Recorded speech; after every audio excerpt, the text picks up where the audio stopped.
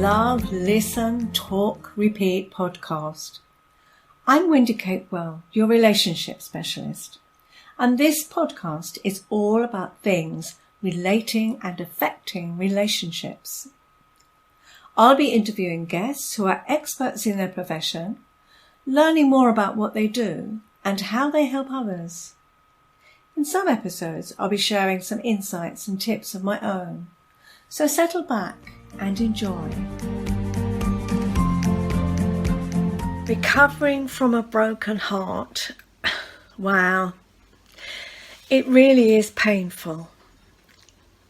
It feels like there is a real pain in your heart. And actually, there is, because all the muscles in your chest become very tense. So it feels like a real pain. Very uncomfortable. And with that come all the emotions that go with it. All the hurt and the pain.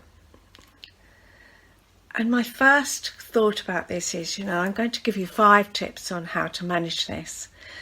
And my first tip is just allow yourself to grieve.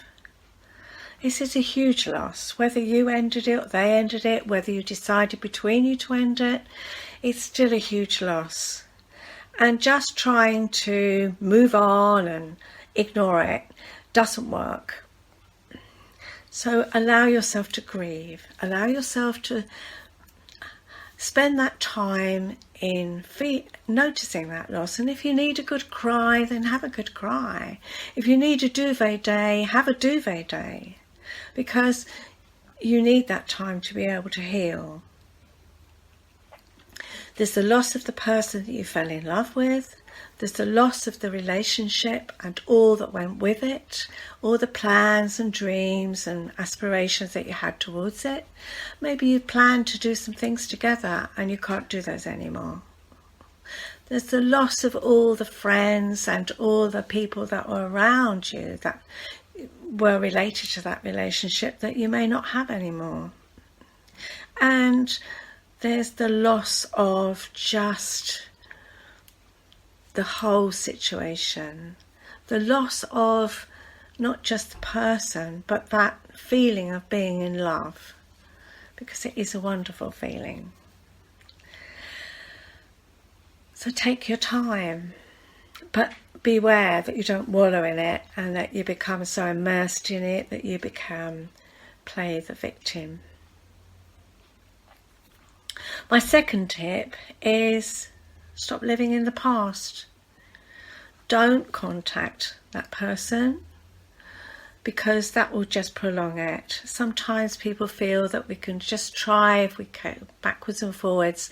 And often if you know the relationship's over, it's best to say it's done and dusted. That's it, finished, end of. Otherwise, you would just keep dwelling on the past and trying to rekindle something that is probably not feasible anymore.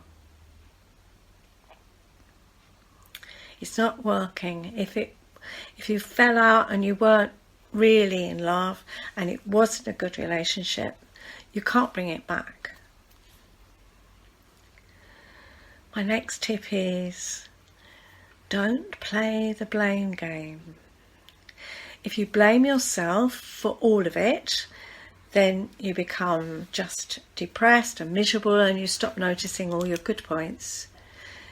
Equally, if you put all the blame on your partner, your ex-partner, that's unfair too, because the chances are you played your part in it as well. Yes, you may think they're a love rat and all those other nasty things, and maybe that's how you're feeling at the moment because you're very hurt. But generally it takes 2 to make a relationship and 2 to break a relationship. And it's important that you take your part in the relationship breakdown. So just accept that, because when you keep beating yourself up or playing that game of blaming the other person, you just cause yourself more hurt.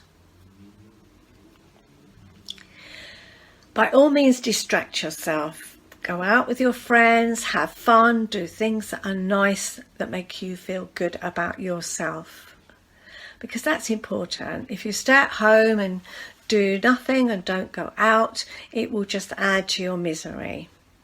So do nice things. If it's reading a book, then that's fine. Some people don't want to go out and socialise, but do nice things for yourself. Go out for walks. The sunshine's really good for all of us, and the fresh air in the winter. We still need that fresh air to make us feel good. And finally, just think about all those things that were good about the relationship, about the person you were with. Those qualities that you really, really felt were good in your partner that were important for you. Because then you can start making some good decisions about when you finally decide to go into a new relationship. Also notice those things that didn't work as well. It may be traits in that person that didn't fit for you. It doesn't mean they were wrong, they just didn't fit for you. And again, that's really important. Things that you don't want to take into that next relationship. So again, it's all about a learning curve and learning from what worked and what didn't. I hope those help, and just as I say, be kind to yourself. You will get over it in the end, and then you'll be better equipped to go into a new relationship in a much healthier way.